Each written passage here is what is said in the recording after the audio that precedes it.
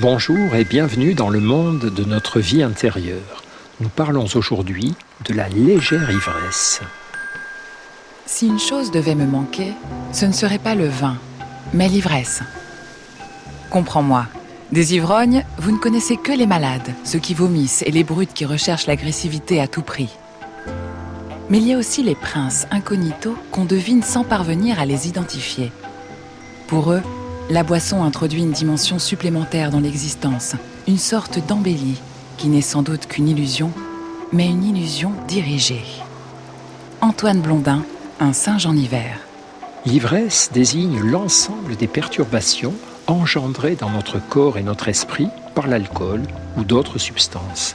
Ces perturbations sont agréables pour la personne ivre, détente corporelle, soulagement des inquiétudes, mais elles s'accompagnent en général de dysfonctionnements. Le corps est plus maladroit et plus lent, le cerveau moins performant.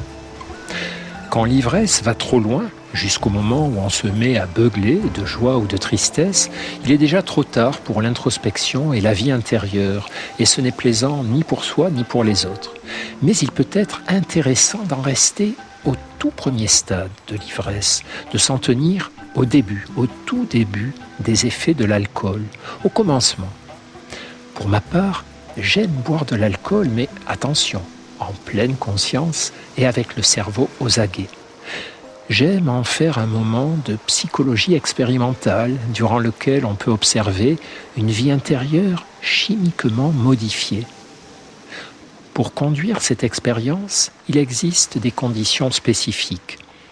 Boire au calme, sans excitation sociale, sans rien faire d'autre et sans besoin psychologique. Car si l'on boit parce qu'on est inquiet ou abattu, si l'on prend l'alcool comme un remède à la vie, on est alors en grand danger. Il s'agit donc de boire en liberté, en curiosité et en conscience, lentement, en prenant le temps d'observer, de noter les modifications progressivement induites par l'alcool. Lors de ces tout premiers stades, notre vision du monde change sous l'effet de ce que l'on boit.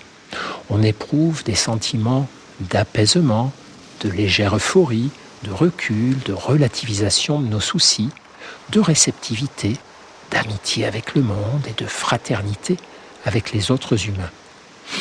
Il est intéressant de tirer des leçons de cette observation de nos cerveaux très légèrement sous l'emprise de l'alcool et de nous demander si, finalement, nous ne serions pas capables de vivre de telles expériences sans recours à des substances. Des débuts d'ivresse sans alcool, des petits vols planés sans cannabis, des étourdissements subtils devant la vie, le monde, le soleil qui se lève ou qui se couche, l'océan, les montagnes, des apaisements profonds face à un soir d'été, un ciel d'hiver, la lune ou les étoiles. Ce sont les ivresses existentielles dont parlent volontiers les poètes et les écrivains, comme Maupassant. Partir à pied quand le soleil se lève, marcher dans la rosée le long des champs, au bord de la mer calme. Quelle ivresse! L'ivresse sans alcool, bien sûr que c'est possible. D'abord, cela a été démontré par de nombreuses études. Lorsqu'on croit boire de l'alcool, tous les signes agréables de l'ivresse commencent à monter en nous, sans les effets indésirables. Cette ivresse est alors le marqueur d'une ouverture émerveillée au monde, comme le souligne Gide.